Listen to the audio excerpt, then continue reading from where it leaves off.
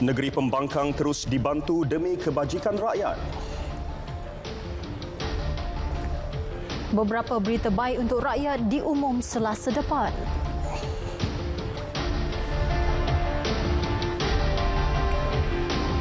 Assalamualaikum, salam Malaysia Madani. Saya Fatil Hidayat Ghazali. Dan saya Mangkrut Gambang. Perdana Menteri akan mengumumkan beberapa berita baik buat seluruh rakyat Malaysia Selasa ini. Datuk Seri Anwar Ibrahim memaklumkannya pada Majlis Amanat Perdana Menteri kepada Penjawat Awam Persekutuan dan Negeri Pulau Pinang di Permata Ampau.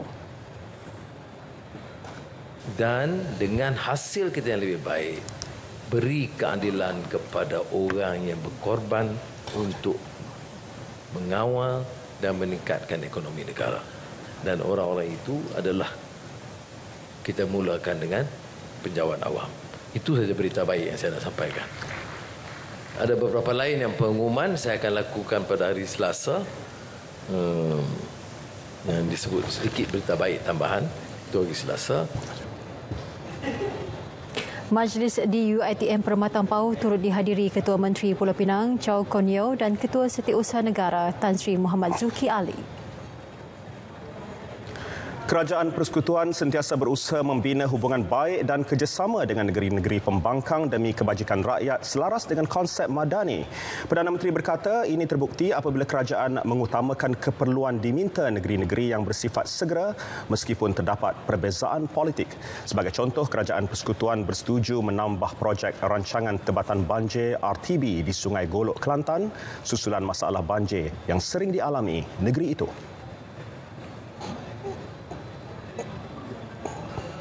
Saya pun dituduh zalim kerana katanya peruntukan bagi negeri-negeri pembangkang tidak disamakan atau dikurangkan. Tak betul. Jadi zalim orang buat fitnah. Kerana peruntukan bagi Kelantan, Terengganu, Kedah pun saya tambah. Walaupun ada celau sikit. Kelantan, Terengganu, Kedah, Perlis kita tambah. Dan walaupun kerajaan negeri itu berbeza parti. Ini kenyataannya. Sebab itu saya nak bedakan di antara fakta dan rekayasa. Di dalam politik kita kena beringat. Jangan bukan bermakna kalau kerana kita kata kita ini ada pendidikan agama kita boleh cakap sembrono. Mesti berdasarkan fakta. Perdana Menteri berucap pada Majlis Pelancaran Pembangunan Masjid Mengkuang Titi, Bukit Mertajam, Pulau Pinang. Perdana Menteri turut meluluskan peruntukan RM5.4 juta bagi menampung pembinaan Masjid Mengkuang Titi bernilai RM9 juta itu. Ia bagi melengkapkan dana RM2.5 juta sumbangan masyarakat setempat dan peruntukan disalur kerajaan negeri berjumlah RM1.1 juta. Orang Mengkuang Titi ini dia tak minta semua peruntukan daripada kerajaan negeri atau kerajaan persekutuan. Dia ambil langkah sendiri. Jadi bila bincang dengan pegawai di ICU dan juga Kementerian Kewangan, mereka beri suatu perhatian bahawa masyarakat dan Qaryah Mengkuang Titi ini di antara yang sangat proaktif. Dia ambil ikhtiar daripada awal. Kutip 2.5 juta jaminan dia. Ini hebat ni hebatnya. Sementara itu, pada program lain di Kedah, Datuk Seri Anwar memaklumkan ketegasan pentadbiran kerajaan dengan tata kelola yang baik akan memberi pulangan kepada negara dan rakyat. Keyakinan itu bersandarkan jumlah pendapatan negara yang mula meningkat beberapa bulan kebelakangan ini.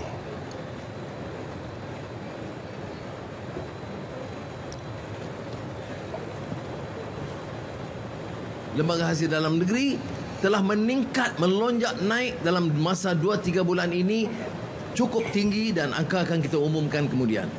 Jadi maknanya bila kita lakukan satu sikap pendirian kita yang tegas, tokoh-tokoh besar, saudara-saudara kaya yang jangan-jangan nak bayar cukai penuh, semua bayar cukai penuh sekarang. Kerana kita tunjuk bahawa jangan tolak ansur. Orang bawah kena bayar cukai, orang kaya, maha kaya, cuba elak bayar cukai. Kita bagi signal 2-3 bulan yang lalu dan hasil kita melonjak naik tinggi.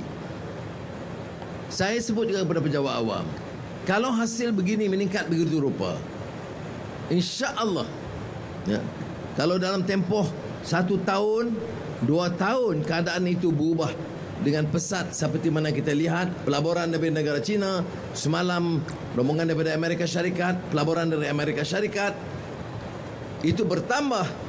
Saya bagi jaminan insya-Allah keutamaan bila ekonomi kita baik dalam 1-2 tahun, keutamaan ialah menaikkan gaji dan allowance penjawat awam keseluruhannya. Peminjam fasiliti sokongan akaun 2 FSA 2 KWSP yang gagal membayar balik pinjaman dalam tempoh yang ditetapkan berisiko disenarai hitam. Menurut Timbalan Menteri Keuangan Ahmad Maslan, nama mereka juga akan direkodkan dalam SIKRIS dan SITOS atas keingkaran berkenaan. Walaupun demikian, dia masih lagi menikmati dividen dalam akaun KWSP-nya itu sekitar 5 ke 6% setiap tahun yang diumum. Tetapi apabila katalah 5 tahun dia bayar, 5 tahun kedua dia default tak bayar, bank tidak boleh mengambil daripada KWSP-nya sehingga umurnya 50 tahun. Itu ya. Jadi oleh sebab itu ia bukanlah satu cagaran.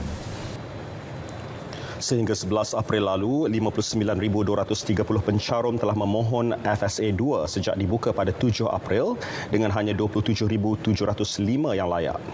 FSA 2 ialah kemudahan bertujuan membantu ahli KWSP mendapatkan pembiayaan peribadi daripada institusi perbankan sehingga RM50,000 daripada institusi perbankan, tetapi pemohon dikehendaki memiliki sekurang-kurangnya RM3,000 dalam akaun 2 KWSP. Jumlah kediaman siap dibina tidak terjual turun kepada 27,746 unit bernilai RM18.41 bilion pada tahun lepas berbanding 36,863 unit bernilai RM22.79 bilion pada 2021. Menurut Timbalan Menteri Kewangan Datuk Seri Ahmad Maslan, Johor mengekalkan jumlah dan nilai kediaman tidak terjual yang tertinggi yang diikuti dengan Selangor, Pulau Pinang dan wilayah Persekutuan Kuala Lumpur.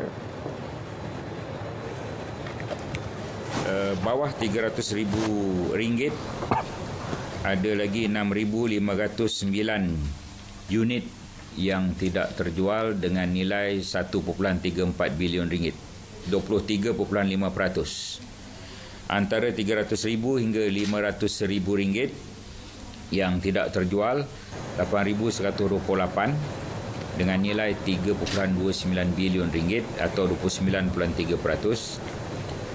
Antara RM500,000 ke RM1,000,000 ini yang paling banyak yang tidak terjual. Ada 9,323 unit dengan nilai 6.29 bilion atau 33.6%. Dan sejuta ke atas ada 3,786 unit nilai 7.5 bilion, itu 13.6%. Beliau berkata demikian dalam sidang media selepas mengadakan lawatan kerja di Jabatan Penelitian dan Perkhidmatan Harta di Putrajaya. Jelasnya lagi, harga kediaman yang melebihi kemampuan rakyat serta lokasi yang tidak strategik menjadi faktor kediaman siap dibina tidak terjual. Pasaraya Perabot Courts Malaysia menjadi gedung perabot pertama melaksanakan inisiatif Payung Rahmah dengan menawarkan barangan elektronik dan perabot pada harga rahmah bermula Sabtu lepas. Menteri Perdagangan Dalam Negeri dan Kos Sara Hidup Datuk Seri Salahuddin Ayub berkata pelanggan yang membuat pembelian melebihi RM2,000 dapat membeli barangan kedua seperti mesin pengisar pada harga RM5 sahaja. Selain itu, terdapat sesetengah barangan perabot dan elektrik menawarkan potongan harga mencecah 50%. Tempoh promosi sepatutnya berakhir 21 April ini tetapi dilanjutkan hingga 30 April bagi meraihkan pelanggan terutama menjelang Aidilfitri. Datuk Seri Salahuddin mengadakan lawatan ke Pasaraya Courts di Ibu Negara. Beliau berharap pasaraya perabot lain dapat mencontohi langkah Courts. 40,000 unit projek perumahan rakyat PPR dan perumahan awam PA di 4 buah negeri akan menikmati pakej perpaduan PPR PA at My Cable. Pakej yang menawarkan internet berkelajuan 100 Mbps dan data tanpa had itu kini boleh dilanggani pada harga serendah RM69 sebulan. Menurut Menteri Komunikasi dan Digital Fahmi Fazil, 4 negeri berkenaan adalah Kuala Lumpur, Selangor, Johor dan Pulau Pinang.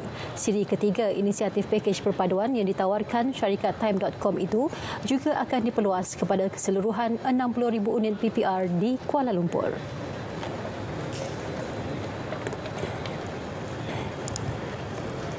Tadi dia adalah target awal bagi pihak Time bagi semua kawasan PPR. Ya, dan kalau saya tak silap Datuk Azmi, kita ada 60,000 unit PPR di Kuala Lumpur, 60,000. Jadi sebagai permulaan yang akan diusahakan oleh pihak Time ini adalah 40,000. Tapi mungkin selepas itu kita boleh tingkatkan lagi, insya-Allah. Beliau berkata demikian dalam sidang media selepas melancarkan pakej perpaduan PPR PA at My Cable di PPR Kerinci Pantai Dalam. PPR lain yang turut menerima manfaat di bawah inisiatif ini termasuklah PPR Kampung Baru Haikom, PPR Kota Damansara, PPR Lembah Subang 2, PPR Taman Putra Damai, PPR Kerinci, Perumahan Awam Desa Rajang. Manakala di Johor dan Pulau Pinang pula melibatkan PPR Melana Indah 2 dan PPR Kampung Melayu. Kementerian Pertahanan akan melakukan siasatan dalaman terperinci insiden kematian anggota tentera yang ditemukan maut di hutan simpan belum dekat Gerik Rabu lepas. Timbalan Menteri Pertahanan Adli Zahari berkata, siasatan akan meneliti semua aspek dan hasilnya akan didedahkan kepada umum. Kita akan buat siasatan dalaman apa yang berlaku, walaupun kalau kita tengok dari segi bedah siasatnya, laporan kesihatan itu sudah dikeluarkan kerana kecederaan dan seumpamanya, tapi secara keseluruhannya kita akan buat siasatan di peringkat dalaman dan kita akan maklumkan kepada semua pihak, termasuk yang saya yakin ahli keluarga pun mahu tahu kenapa perkara itu berlaku. Semalam, media melaporkan kematian anggota daripada Batalion 25 Regimen Askar Melayu Diraja Kem Sri Bentong Pahang itu berpunca daripada kecederaan kepala dipercayai akibat terjatuh. Mayatnya ditemukan pada Rabu oleh pasukan operasi mencari dan menyelamat berikutan laporan kehilangannya di pedalaman hutan simpan belum sejak 7 April lepas.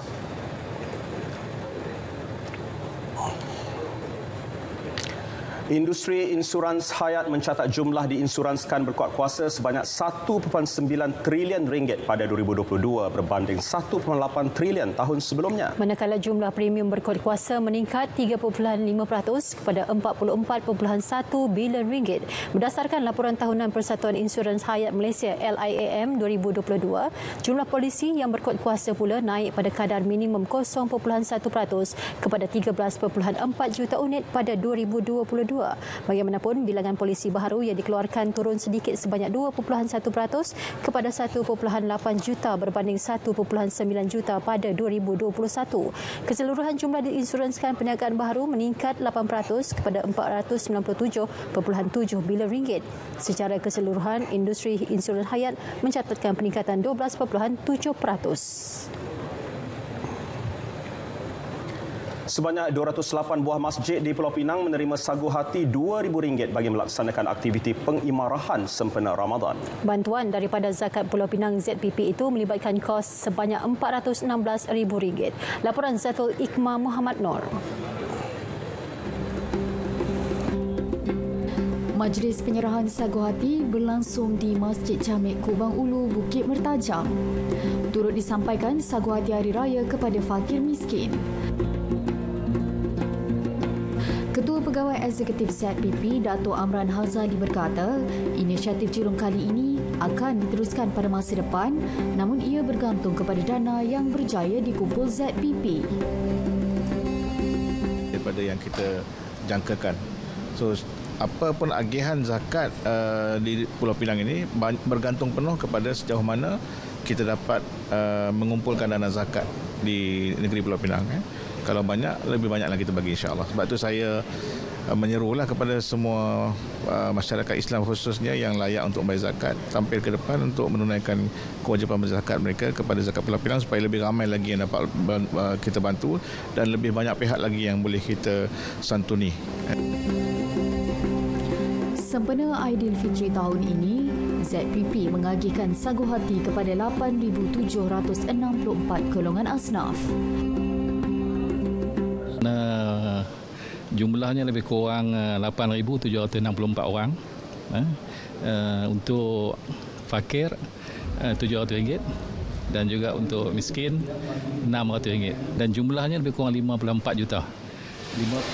Sagu hati yang diberikan ini diharap mampu meringankan beban pihak masjid untuk aktiviti pengimarahan. Manakala bagi asnaf terlibat pula, ia diharap dapat memberi manfaat kepada persiapan Aidilfitri mereka. Satu lagi Muhammad Noor, RTM.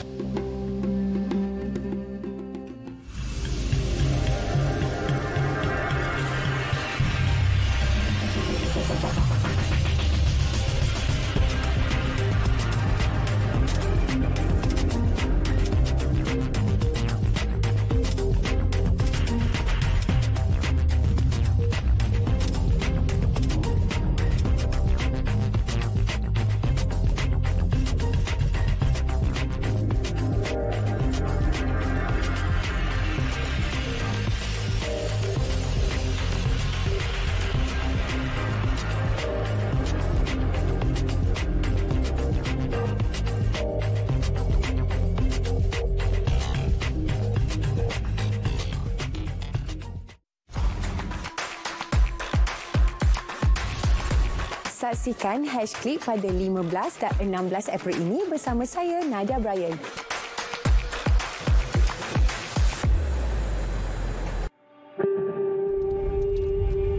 Kakak, jangan buat macam tu. Kenapa? Kan ayah ada bagi tahu dulu, tak baik buang sampah merata-rata. Berdosa tau.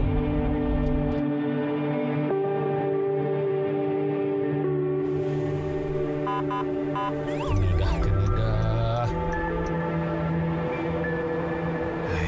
Saman ni. Tuan. Apa bagi, Cik? Minta IC, Cik? Boleh. Kesalahan lampu merah, Cik. Tuan, Tuan, kau timah sikit, Tuan. Ayah, janganlah macam tu. Itu kan rasuah. Berdosa tau. Betul apa yang nak Cik cakap. Jangan lama macam tu, Cik. Ni saman. Maaf, Cik. Hati-hati madu, Cik.